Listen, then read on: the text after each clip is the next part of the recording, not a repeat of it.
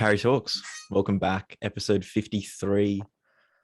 Man, this lockdown is getting to us. I'm not going to lie. But we found a lot more time to grind. And surprisingly, so much incredible music is coming out at the moment. Just a quick update on everything. The first compilation, we're slowly putting an end to it in terms of promoting it just because we've got the next one coming so soon. So please keep your eyes out for that. Should be a single soon. We've got some massive names on it. And same ethos as well, 100% Bandcamp, 100% charity. So keep your eyes peeled for that and a whole heap of new stuff, including merch, magazines, all that stuff. You get the exclusive scoop on the Parry Talks podcast. But as I said before, there's so much incredible music coming out right now. And I think my next guest is a big part of that. And one of my favorite songs, I think, that's come out in this period for me. I've been struggling to listen to a lot of music, but this one's just stuck with me. I've got the one, the only Jerome Farah on the line. How are you this afternoon? I'm good, man. I'm excited to speak to you, bro. I like it's rare we get feedback from the artist that early on, because a lot of them are like, oh, who the hell is this guy? So I'm taking the excitement straight up. But I think that the easiest way to kick it off is we need to address the elephant in the room. You know, just generally, how's the past year and a half been for you? How has it changed the way you express your creativity? It was definitely something that me and everyone had never gone through before. So I was like, I had no idea how to do it. But for some reason, it was good on the writing side. Like I wrote so much music. Obviously I went loopy in my bedroom, as in like lockdown and stuff. And Melbourne went hard, went through it hard. But it was so weird. Creatively, it was like amazing mentally and physically, not good. But the other way around, it was like I was writing nonstop. I was writing for other people. It was good on that side, but mentally crazy. This might be a bit of a tough question, or like a complex question, like a big hypothetical question. Do you think that the type of music you made would have changed if you weren't in lockdown? Or do you think that the lockdown sort of era just sort of brought it out quicker and faster? I'm not sure. I think that some of the music like that you guys got to hear is so different to majority of music that I made. Like I made a song that was like, it was almost like a sorry, hold on a sec. Good. My Wi-Fi going crazy. All right, yeah, I'm back. Yeah, so like some of the songs that I made were like, it sounded like, you know, a Louis Armstrong sort of song. And then I made like a full like emotional ballad, and then I made like a full heavy rap track, you know what I mean? So it was honestly everywhere. And I think that's because of lockdown. It wasn't like, usually if I make a song and then I play it live or something, I'm like, all right, cool, that's dope. Let me try that again. Oh, okay, that works, blah, blah, blah. But this was like, I can't test out how these songs work, because I love testing out songs live. Yeah. You know what I mean? But because I couldn't do that, I was just like, well, I don't know if people are going to like this or not. My only way of it was like putting a snippet on Instagram. And you still can't really tell if that's, anyway. Yeah, I think lockdown made me not really change, but like just try everything, you know what I mean? Definitely. As I think the weird thing about the good thing about the live space versus like putting a snippet on Instagram is people are really real live. Like if you're playing a support slot and you're playing a song, their reactions are so obvious. But Instagram's such an echo chamber where it's like, it's just your followers, it's just your friends, family, whatever. Exactly. And they're just going to be like, this is hard. From a good point of view though, from like a positive, like not in a weird toxic way of just like burning, but you know what I mean? Like 100, they're always going to, they're always going to show that love. And that's the thing, is like, sometimes, you know, it's great playing shows for your crew, but that's why opening up for someone, you know, like I opened up for Tones and that was crazy because it's such a different you know, I don't know what the word is, but it's just, you know, not my crowd or not my Instagram. Yeah.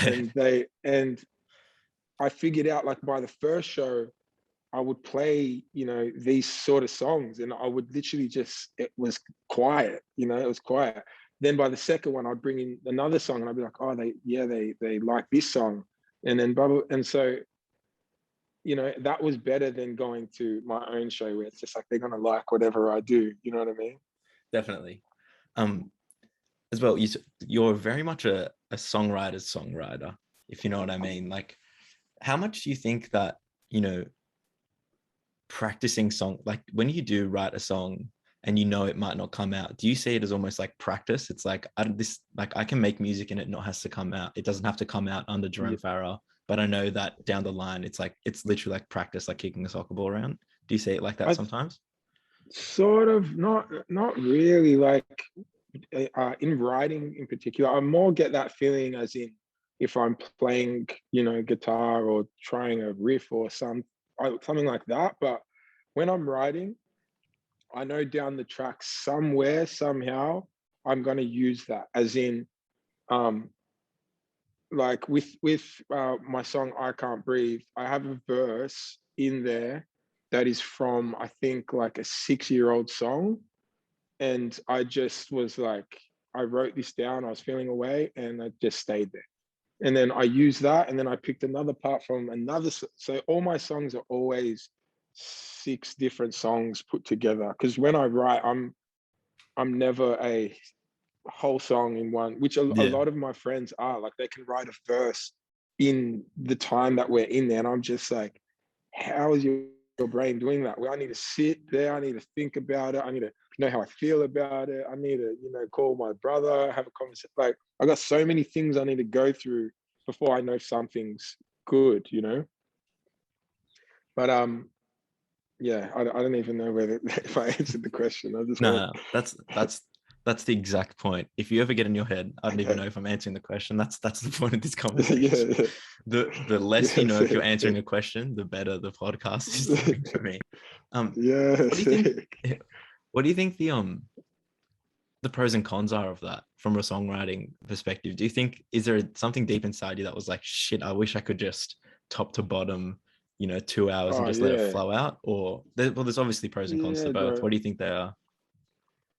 Well, this is like, so I lived in LA, well, you know, back and forth for probably like 3 years. And I did that. I was signed to another major label and I was with a band called Jacoby. And we, you know, we did pretty much the LA thing where you go through this thing where you're put with different writers, different producers, and you're trying to make a hit. That's it. I Yeah. did that for 3 years. And I ended up hating music from it, but that's a different story. But what I saw was like people being able to write these songs that quickly and them being like going big and blah blah blah doing that.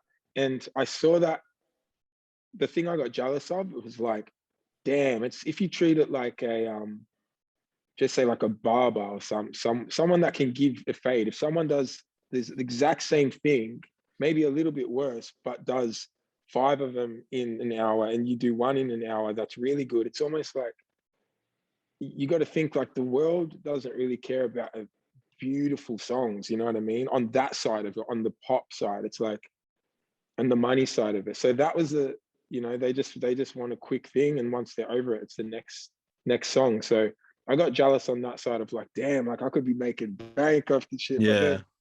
But then I come back to the thing of like, I tried that for 3 years of trying to make money off my music, and that was my goal. And I ended up just hating music. You know, Yeah. I didn't want to. I really didn't want to do it. That's how I got into writing for other people, because I was like, I don't want to do my own music anymore. Um, but yeah, so I don't know. I get jealous of it. I'm like, damn, we can make all these songs, but then I'm also like, damn, I'd rather, you know, spend my time on writing something that I just fucking love. And that's the thing. Like my music, it might sound like arrogant or whatever, but I'm my biggest fan. Like I love my music and I listen to my music all the time, and I'm like, damn, it's just Yeah, going crazy. You know what I mean? But I have to do that because all my other songs that I wrote with other people in that 2 seconds to make a hit, if you played those songs to me, I'd have to get off the call. You know what I mean? definitely. Yeah. I think there's almost like two sides to it, almost in pretty much every industry. Like even going back to the hairdresser reference, Yeah. there's always going to be the product side of it, like as in we're making Yeah. products, like also we're pushing out a service, and there's always going to be Yeah. those barbers that it's just like they're Yeah. in it for the art of it, and it's the Yeah. exact same. That's it. It comes up in everything, like, and I think, Yeah. but I think the interesting thing now is those lines are getting divided so much, like the fact Mm. that someone like I say bring Tyler into every single Yeah. conversation, Yeah. Yeah. but the fact that he's selling out arenas sort of shows that those worlds are overlapping so much because of the internet and stuff like that. Mm. And even with like someone like your music reaching further than it probably would have if you released it 5 years earlier, Yeah. is a massive sign of that. So I think there's still promising signs in the way that commercial music is sort of changing, and the perspective of Yeah. commercial music is changing. Yeah. And what like you brought up, Tyler, I think like, see, someone like a Tyler is yeah, it's perfect. It's like he's making music that's all him, because there's nothing that really sounds like it. You know what I mean? I remember the first time I heard Tyler, I was literally like, what the fuck is, oh, sorry. I was like, what is this? I was like, what is this?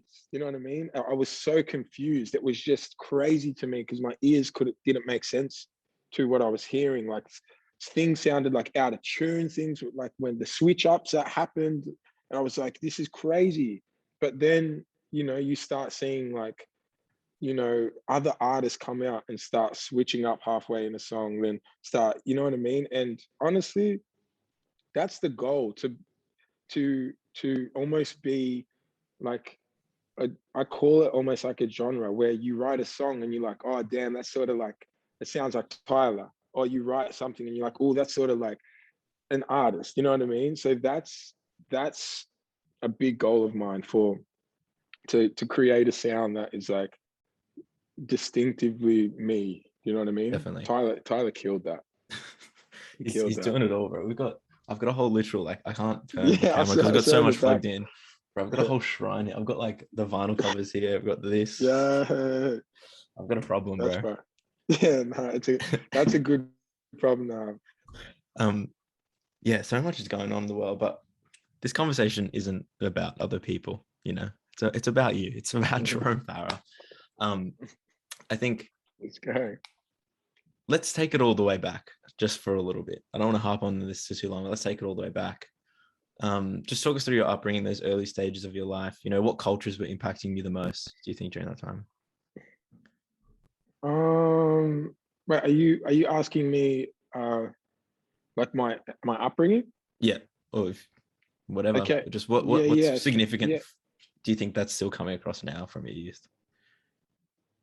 I don't know. Like growing up, my dad was mom and my dad were dancers, so they met like freestyling on podiums in a That's club so sick. somewhere. They were both working dancing, on podium. My mum was in like this group where there's like three people from Zimbabwe that did like all this New Jack swing back when like Janet Jackson, sort of that era, New Jack sort of vibe. And my dad was just a Lebo that just loved, Lebanese guy that just loved dancing as well. So they met through that, and me and my brother were just brought up in dancing. Like there was no music playing; it was just music constantly around the house, and we were always, just nonstop about that. And I continued dancing till I was like 22, from like 4 years old. So I did it my whole life. And I think that definitely impacted my music, because I just had it around every day for my whole life, Yeah.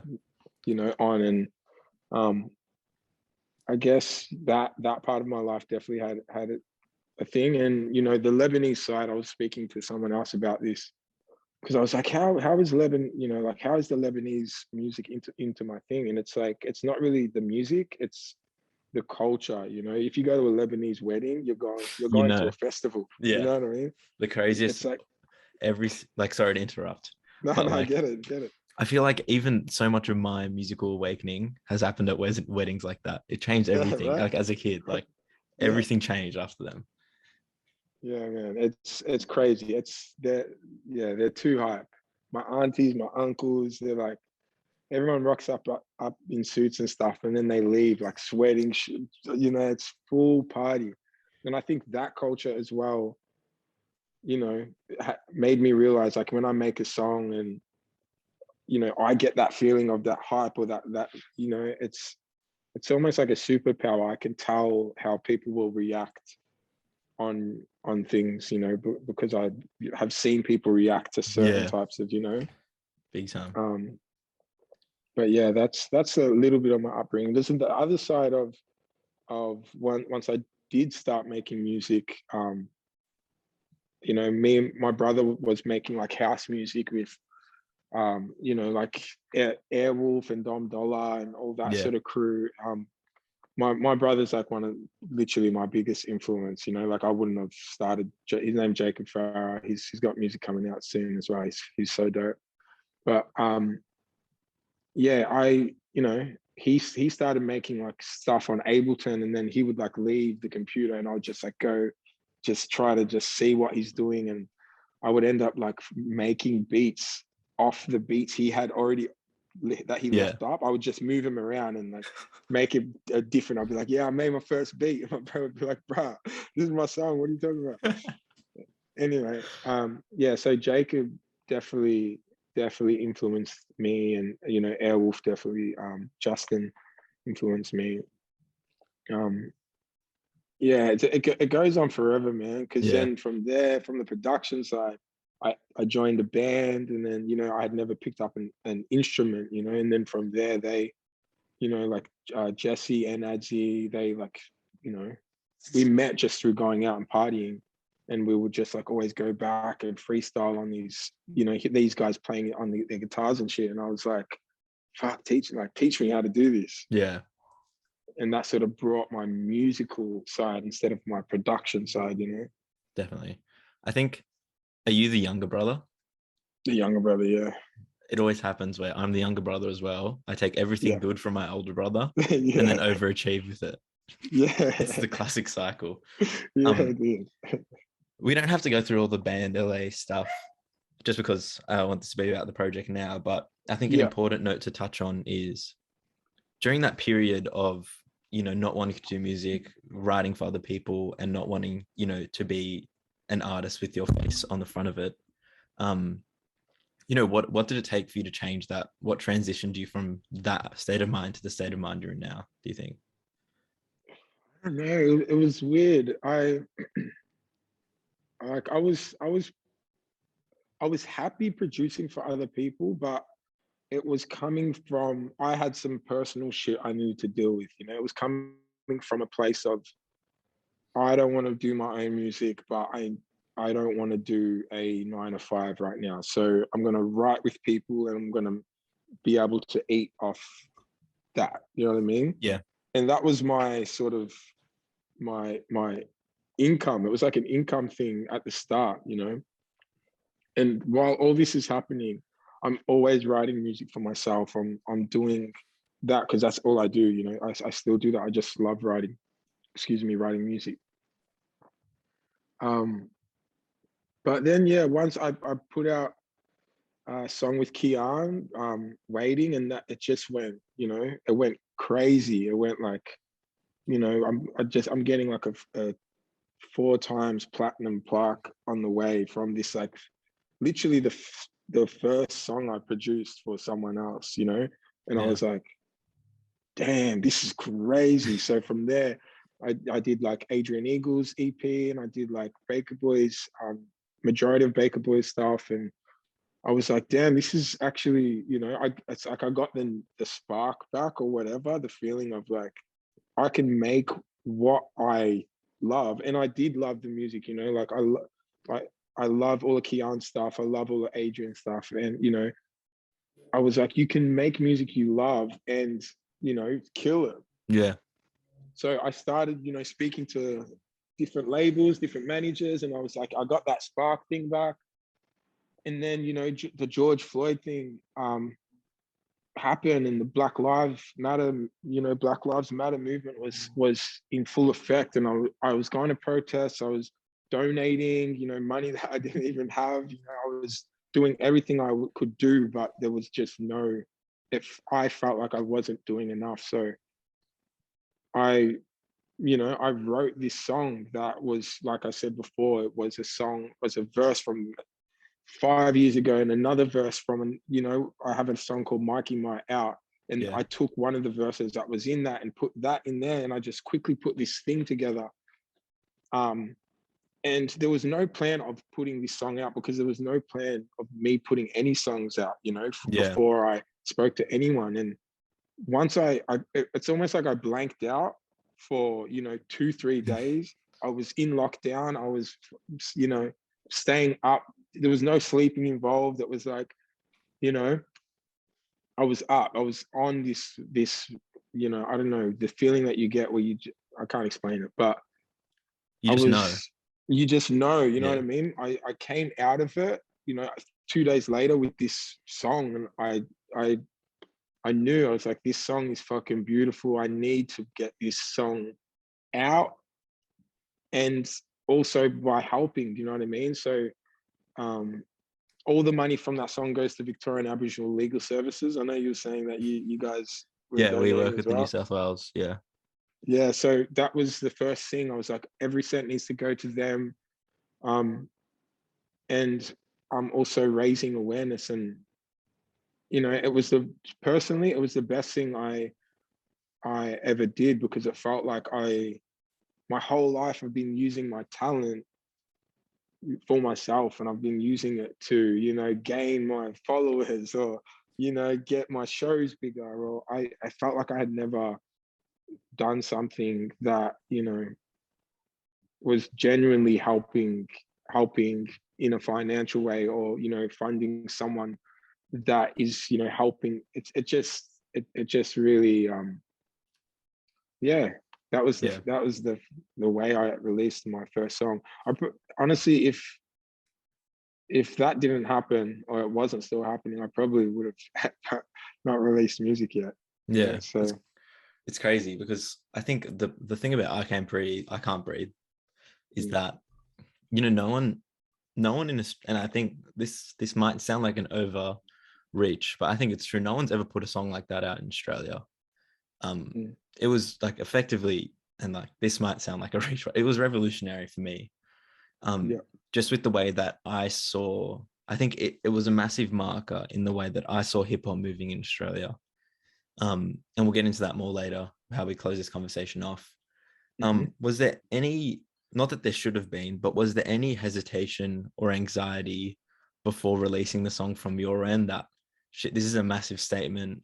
I don't want to, like, just like general insecurity about, you know, is Australia ready to receive a message like this, or is it too blunt? Or was that never even across your mind? It's like, they need to hear this stuff.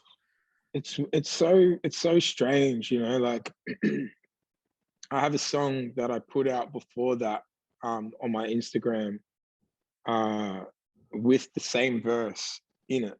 So people had already heard the song, but it just, you know, I was like, it was a different version of it, and it's a song about, you know, just don't touch my afro. You know what I mean? Like if you're a sister, if you're, you know, if you're a black person, go ahead. But like, if, you know, white, don't touch my hair. Like that's it. And the reaction off that was, you know, good. Again, we're coming back to the Instagram talk. It was, you know, all the Yeah. people that are following me, or, you know, a few people that did follow me from that. So I didn't feel like I was doing the wrong thing, or felt like wasn't ready for the backlash that, you know, I've received before, you know. Yeah.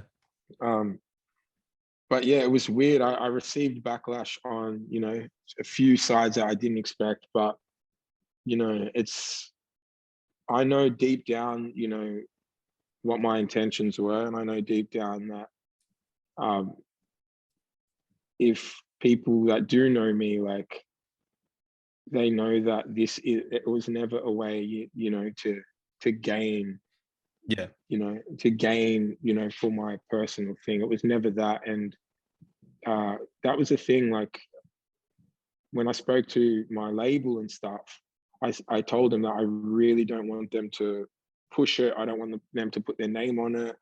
You know, the first I wasn't even going to release it under my name, and then I was just going to be under. We wanted to just put it under BLM. That's it, as just like Yeah. a separate Just a thing, statement. just a Yeah. statement. And then, you know, I did put my name on it, and then because I am proud of it, and I am proud of what it is doing, and I feel that, like, you know, it did get a mixed reaction of people going, oh, he's just doing that for the clout of it. And the thing is, like, it also brings me down because it makes me become toxic, because I start thinking of things like, if I was really doing things for the clout, I would do the songs that I have been doing, you know, the songs I've been Exactly. writing for other people, with the songs that, you know, I have songs that I've produced for other people that are so big. And I know for a fact that I have songs in my whatever that would be bigger than that song, but that's not the goal. That was never the Yeah. goal. Do you know what I mean? So yeah, it also brings me back to, like, having to remind people that, yo, I know how to write a hit. You know Yeah. what I mean? Not like a fucking, but you know what I mean? I know how to I know write a exactly. song Yeah. for clout. But that wasn't one of those. That was actually, you know, That's like the opposite, like the the total opposite, opposite. the total opposite. It made no sense.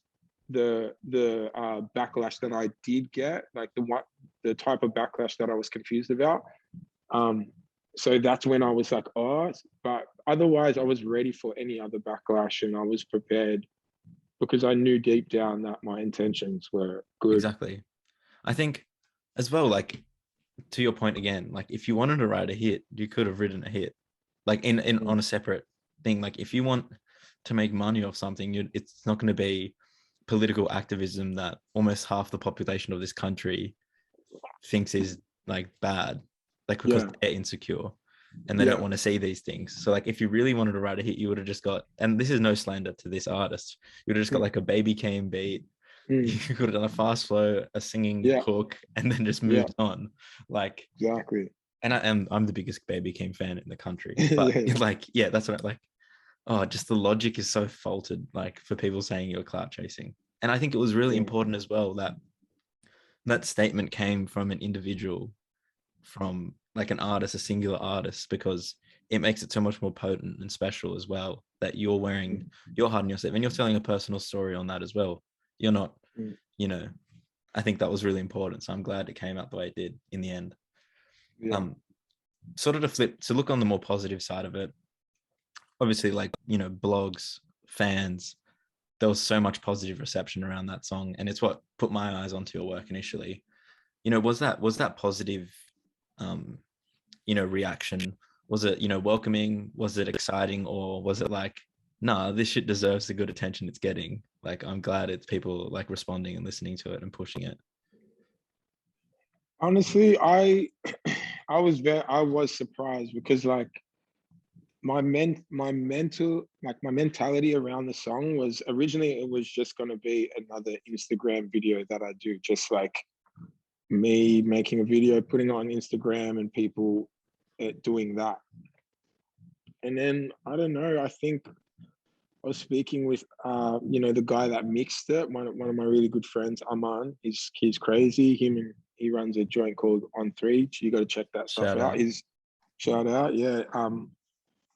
That I think I spoke with him after we mixed it, and we just were like, this shit is, you know, like, it's not just the Instagram post, like Mm, it's really, really fire. So that it was never meant to be anything past that. So once I did see the reaction and the whatever, all these things happening, I just was like, really, really, really surprised. I was really caught off guard and wasn't ready for doing interviews and doing live versions of it and blah blah Yeah, blah. So yeah, I wasn't. I knew the song was fire and it was dope, but I just had never experienced that, so I didn't know what to expect. definitely. And now you're on Parry Talks doing an interview. So Yeah, it's sick. We're doing it. identity, and I think this leans on to the last point as well. Identity is everything, especially in hip hop. And if you're rapping, it's everything because it's the most, I think it's the rawest genre for me. And you do Yeah. tackle your identity head on. You know, I'm thinking about Mikey Might here. And I reflect on this stuff a lot with me and how I've tackled my heritage and background and how that fits in with Australia's context. Did you realize that, you know, the displacement of your identity, do you think that came as a realization later in life as you started living as an adult, or was it something that was omnipresent just generally throughout your 100. childhood? 100%. I thought I was me and my brother. So my mum and my dad's uh, split up when I was around 4 or 5, and my I stayed with my dad, and I grew up with my grandma and my dad my whole life, and then my mum, me and my mum are good now, but like it was just me, my grandma, and my dad. So growing up in a two black kids, me and my brother, in a full Lebo family, and I wasn't treated different. Obviously, I didn't realize I was treated Mm. different when I was treated different. But to me, I was just like, these were my family. So I look at these, all I see is Lebanese people around me, and I'm just used to that. But then slowly I got older and I was like, questions were different, reactions were different. Like I would be in a group of Lebo people and two black, like me, just by myself, and I know that the focus would go onto me, and it was very like I stood out. You know what I mean? And I would always be. It just started making sense, and I think my brother realized it a little bit more, but yeah, when I was younger, honestly, when I was younger, it was so weird because I was so Leban. I am Lebanese. You know what I Yeah. mean? Like I've got the Zimbabwean. I'm Lebanese and Zimbabwean, but it's so weird. Like when I'm with my Lebanese crew, I'm like so Lebanese, and um, on the inside, and then on the outside, it's like dealing with that. That's another. Having too many Yeah. conversations in my head right now, but like Well, that's another. this is the conflict here. Like you're Yeah, explaining it yeah, perfectly. Yeah. yeah. It's like the other part of it is realizing that I really have no one to. I really had no one to talk to, and I still have no one to talk to because as you know about family, everyone's going to have different views and different blah blah blah blah blah blah. It's all this stuff. It's just really hard having a conversation with someone about my skin color when they don't have that skin color. Yeah. And so their experiences are totally different, and they will never ever go through that. You know what I mean? I know. They I will do. never go. Well, I They'll don't know never what you go. mean, but I do know what you're saying. But yeah, you Yeah. know what I'm saying? Yeah. Like they will never understand that. So when I'm talking to people about that's I really realize this when I got a bit older, and like you realize that like family when they're at home by themselves and it's like a safe place to talk their honest mind, you hear you hear some Yeah. It's crazy crazy. stuff. You're like, whoa, you know what I mean? Mm. But the difference is like I still feel like the outsider because you know what I mean? Like if I was half something else Arabic, it would maybe feel a bit, you know what I mean? But it's like full opposite. It's like opposite thing going on. So the conversations we would have are, yeah. Anyway, I'm just going away with That's a it. good. But I feel like this might be like a false comparison for you, but in my mind, or like whatever, call me out all you want after I say this, but yeah, easy. Greek people are having a massive, or like I've seen a lot of reflection by a lot of Greek people at the moment of quite negative Okay, around Giannis from the Bucks. I'm okay. not From sure. the what? from the NBA. There's Okay, this yeah. Greek basketball player Oh, yeah. who's I African, say, but he's as yeah, Greek as possible. Like he's as yeah, Greek as it gets. And do you see yeah. some of the reactions from Greek people being Okay, like, is he really Greek and stuff, or is like he's not a real wow, Greek and stuff? And it's yeah, so toxic and disgusting. yeah, And yeah, it's just like, man, as the world becomes more multicultural and people cross pollinate, that's the most beautiful thing ever. It's like, yeah. what would Australia be like without having a Chinese restaurant on one block, a Thai restaurant on the other one? Like you'd be dead, it'd be boring without, Exactly, getting dude. za'atar from the other corner as well. It's like Yeah, so many people don't understand how beautiful and like privileged we are in Australia to have that. And it's yeah, sometimes man. so divisive with multiculturalism. I can't even start on how annoying it is. Yeah, But yeah, I see. And yeah, he's like the GOAT NBA player. Not that I know anything about basketball, but that's just one thing that I've seen yeah, in the yeah, public yeah, eye where it's like yeah, people are so backwards still, and it's crazy. But yeah, still, man. Mikey might. Oh, It's sorry, after you. crazy. No, I was just agreeing. I was like, yeah, it's nuts. On Mikey might, and again, let's show the flip side, hopefully on a more positive. Um, how much does writing and releasing a song like that help with you, like find resolutions on your identity? Does it help you come to terms with things? Does it help as a healing process, writing music like that? Yeah, I think when I wrote that song, that was, that's my oldest song.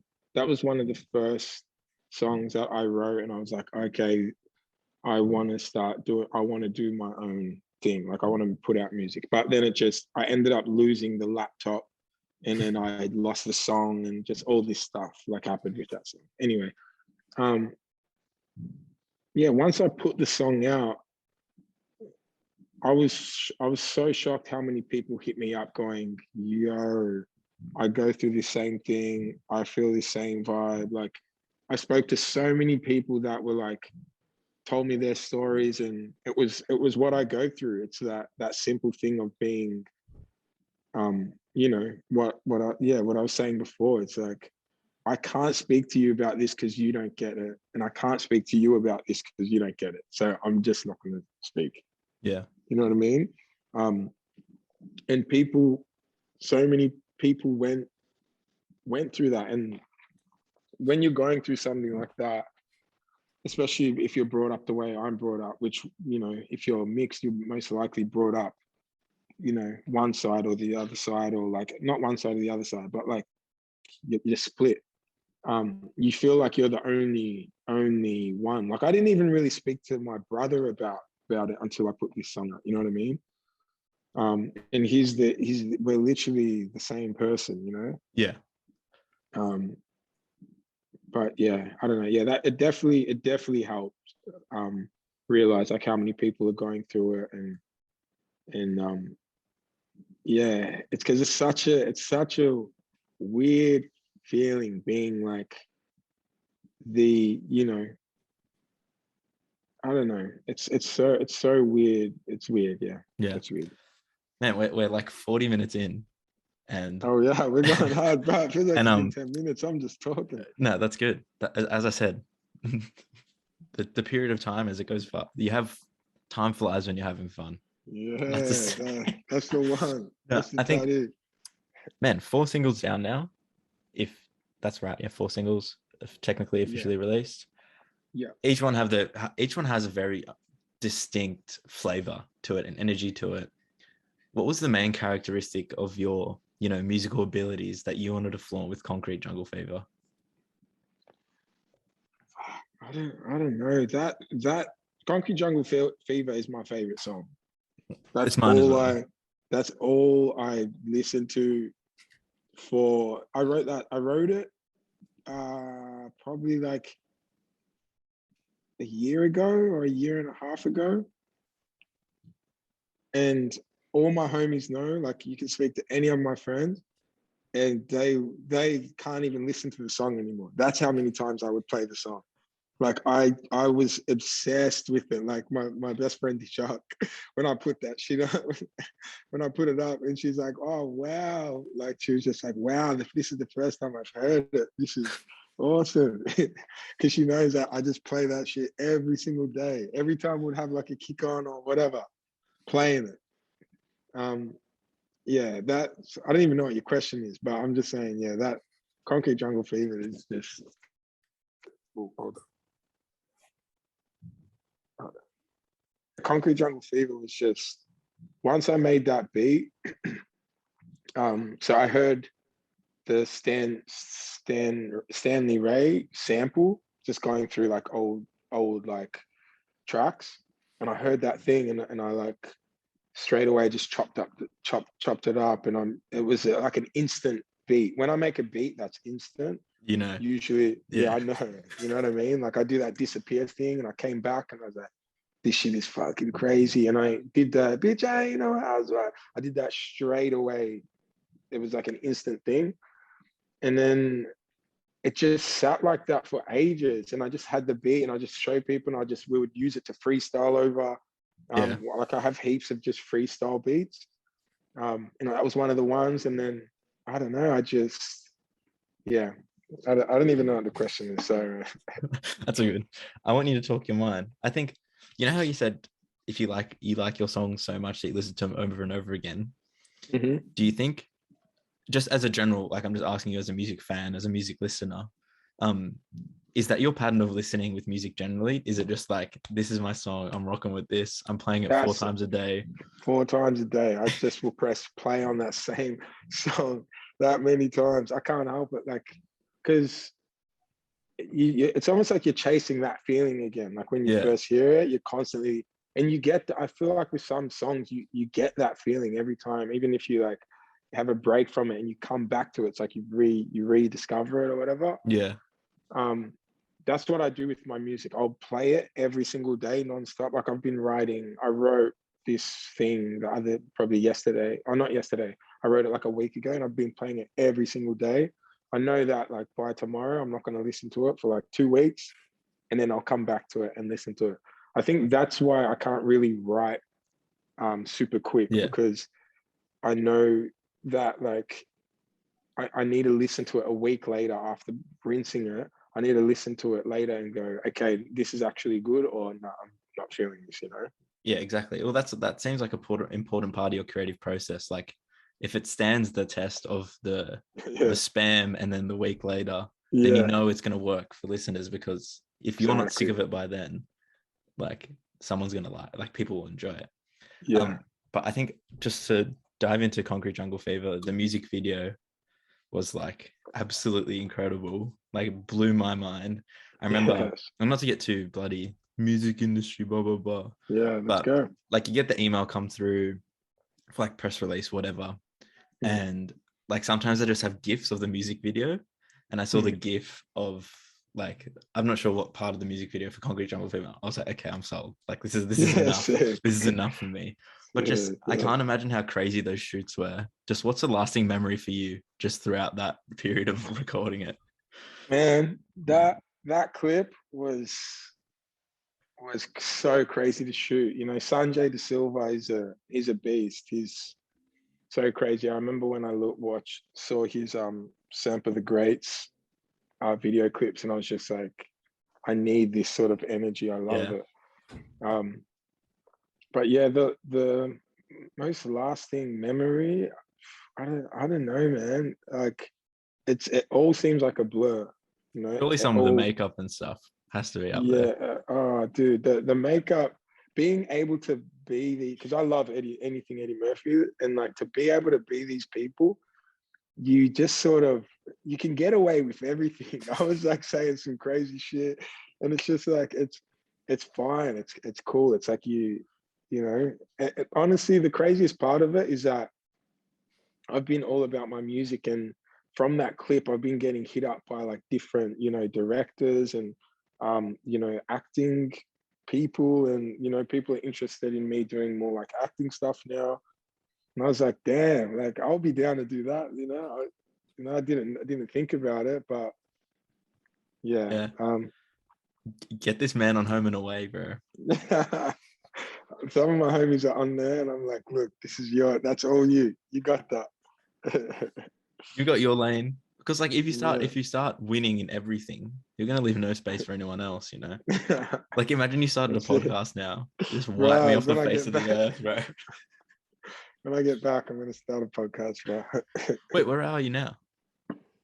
I'm in my at my place. I live with like four other people. It's like a massive warehouse in Fitzroy. Can sort of see it. Sick. This spot. Damn, exclusive. Yeah, Parry but Talks so exclusive. yeah, straight up. So I live with Jesse. Jesse's like Adrian Eagle and Tash Sultana's drummer.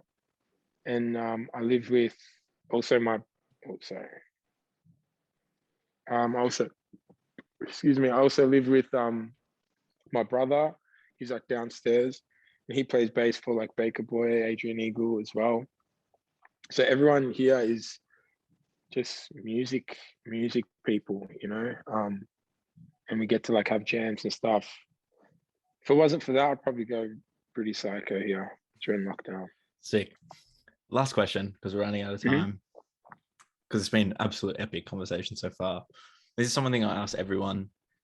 It does stump people, so I should have told you this in advance, but I do apologize. That's all right. You know, we like to have families, not families literally, but, you know, we like to cross-pollinate with our podcasts, you know, getting friends on and stuff. Who do you think should come on Parry Talks? Who needs this grilling treatment? Who would be great to talk to, in your opinion? Honestly, I think that you guys should speak to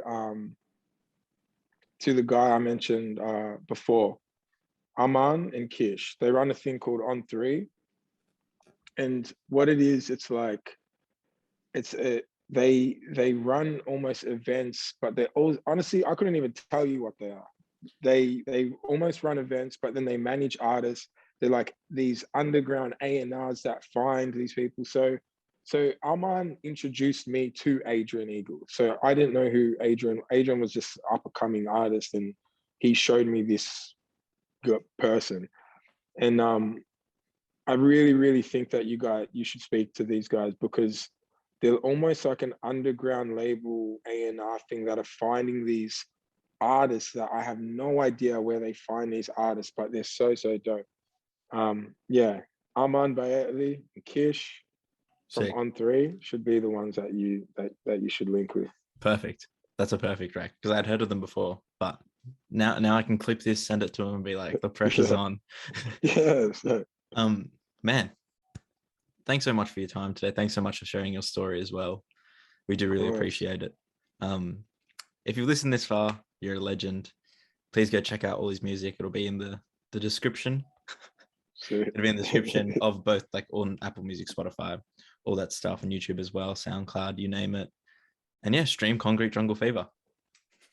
Yeah, man. Thanks so much, bro. It was really, really good speaking to you. Honestly, this is one of the best interviews I've done, easily.